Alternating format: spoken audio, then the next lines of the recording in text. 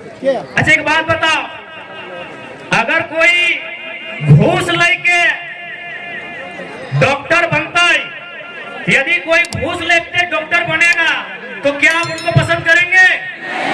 हाँ या ना? यदि कोई घूस लेके दरोगा बनेगा आप उसको पसंद करेंगे? यदि कोई घूस लेके इंजीनियर या टीचर बनेगा आप पसंद करेंगे? यानी हमारे झारखंड के लोग कितने समझदार हैं कि यदि कोई घूस लेके इंजीनियर, डॉक्टर, टीचर, दरोगा बनता है तो स्वीकार नहीं करते हैं, पसंद नहीं करते हैं। इतने समझदार हैं। तो भाई आपकी समझदारी तब कहां चली जाती है जब आप घूस देके लीडर स्वीकार करते हैं। आप घूस देके लीडर कैसे स्वीकार करते हैं, एक बात बताइए। जब आप घूस लेने वाला डॉक्टर पसंद नहीं करते हैं, घूस देने वाला मास्टर पसंद नहीं करते हैं, तो घूस यानी पैसा देने वाला लीडर कैसे पसंद करते हैं भाई? अच्छा एक सवाल, चूंकि आज पूरे राज्य की मीडिया यहाँ है, सम्मानित मीडिया यहाँ है, एक सवाल हम पूछना चाहेंगे। आज 44 डिग्री का टेम्परेचर रहा, 45 डिग्री का टेम्परेचर रहा, क्या कोई शख्स ऐसा भी है जो ये कहेगा कि किसी ने उन्हें पैसा देकर इस रैली में बुलाया है? कोई है क्या जो पैसा लेकर इस रैली में आए हैं? नहीं ना? मीडिया बंदो, कोई ऐसा नहीं ना है कि पेट्रोल भर के आए हैं? नहीं ना? चुनाव कंपनी एक्ट पर चर्चा करने के लिए होता है।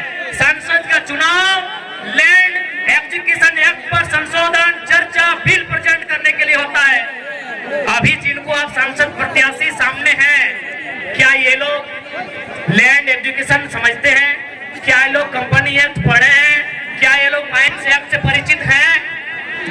जब नहीं है तब कैसे उम्मीद करेंगे कि आपकी समस्याओं का वो निदान करेंगे?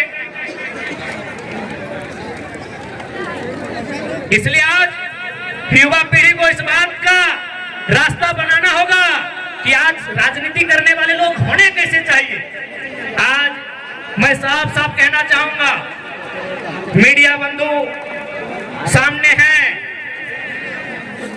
मैं आपको साफ साफ कहना चाहूंगा, मीडिया सवाल करती है कि यदि बाकी लोग जीतेंगे तो विशेष क्या होगा, और अगर टाइगर जयराम महतो जीतता है तो विशेष क्या होगा? ऐसे देखिए, कोई भी जीत के आएगा, काम करेगा, थोड़ा कम करेगा, लेकिन काम हर कोई करेगा। हमने कभी नहीं कहा कि संसद विधायक जो रहे काम नहीं किया, लेकिन उन्होंने जनता से ज्यादा अपना काम किया, पता कर लीजिए। अब सवाल है कि वो जीत के आएंगे तो क्या करेंगे। आज मैं पूरे होश हवास में आपको बताऊंगा, अगर बाकी लोग चुनाव जीत के आते हैं तो सबसे पहले किसी सड़क के किनारे 5 एकड़ 10 एकड़ जमीन खरीदेंगे। चंदन कैरी में खरीदा गया है, पता कर लीजिए। यदि वे लोग जीत के आएंगे तो सबसे पहले रोड के किनारे 5 एकड़ 10 एकड़ जमीन खरीदेंगे। उस जमीन में कोई कॉलेज बनाएंगे, कोई मॉल बनाएंगे, कोई अपार्टमेंट बनाएंगे, और उसकी चाबी अपना बेटा को देंगे, अपनी पुतोह को देंगे, या अपने नाती पुतोह को देंगे। लेकिन अगर जयराम महतो जीत के आता है तो एक बात मानिए, गांव का एक साधारण सा लड़का सांसद बनने का सपना देखेगा।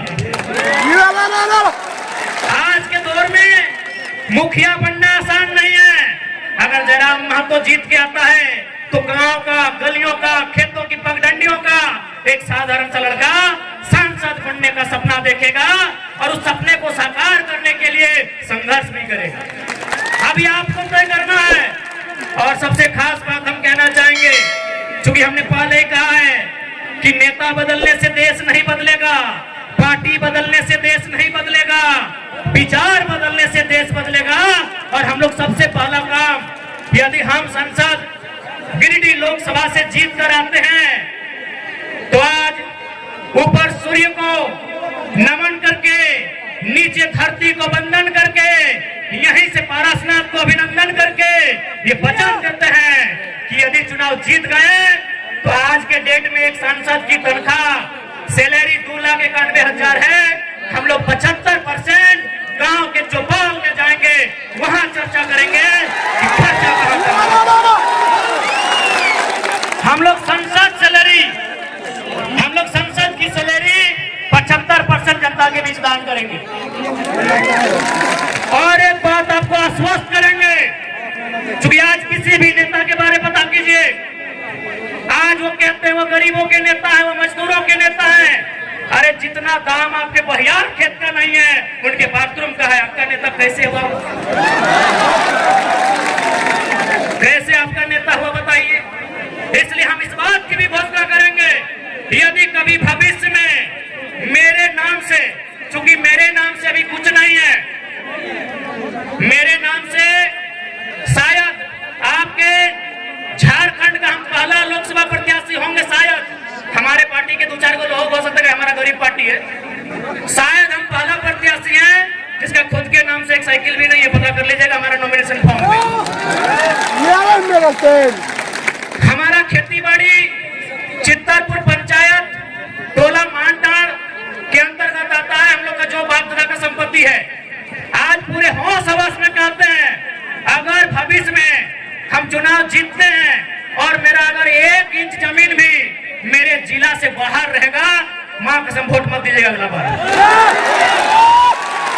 सोच से भारत बनेगा, नए सोच से नया भारत बनेगा, नए व्यवस्था परिवर्तन से नया भारत बनेगा। इनकी घटिया सोच से भारत कभी नहीं बनेगा।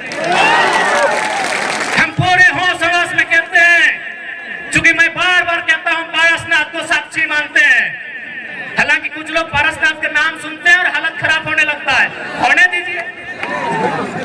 है भाई, मेरा गार्जियन है तो है तभी तो गरज के अकड़ के चलते हैं।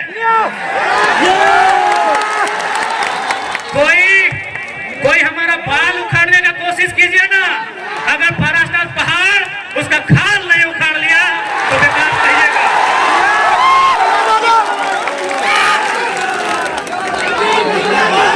है भाई, है हमारा गार्जियन, हमारे पीछे कोई गॉडफादर नहीं खड़ा है, हमारे पीछे कोई विधायक सांसद नहीं खड़ा है, हमारे पीछे हमारा इतिहास, हमारी आस्था, हमारी परंपरा, माटीराल पारसनाथ पहाड़ खड़ा है। जिसको फरियाना है सामने आके आंख मिला के बात कीजिए। पानी का दे। इसलिए आज आपको हम संदेश देंगे कि 1 इंच भी जमीन अगर मेरे क्षेत्र से बाहर आप सुनेंगे, हम आपसे वादा करते हैं, हम अगर आप प्रमाण दे देंगे, हम दोबारा आपके पास कहीं वोट मांगने नहीं जाएंगे। आज 25 जून का दिन होगा, 25 जून एकदम भरकर गर्मी का महीना, माफ कीजिएगा 25 मई, आप गर्म से झुलसते हुए आपके बदन में आग का गोला बरसेगा, आपके सर से, आपके बदन से पसीना टपकेगा, आप 2 घंटा कतार में खड़ा होंगे, आप 2 घंटा कतार में खड़ा होकर वोट करेंगे। एक बात बताइए, इतनी आग जैसा गर्मी को अपने शरीर में झेलकर अपने बच्चों के लिए वोट करेंगे या सांसद प्रत्याशी जो हैं उनके बच्चों के भविष्य के लिए वोट करेंगे? आज बहुत सारे लोग हमें कहते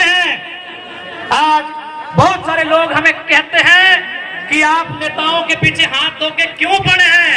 हम उन्हें कहना चाहेंगे कि यदि वो नेता व्यापारी होते हैं, यदि वो नेता बिल्डर होते हैं, यदि वो नेता किसी कंपनी के मालिक होते हैं, हम विश्वास दिलाते हैं, उनके खिलाफ एक बात नहीं कहते, लेकिन वो हमारे वोट से नेता बने, वो हमारे वोट से एमपी एमएलए बने, और यदि काम वो अपने बच्चों के लिए करेंगे तो भैया हमें तकलीफ होगी, क्योंकि हमने वोट अपने बच्चों के लिए दिया था।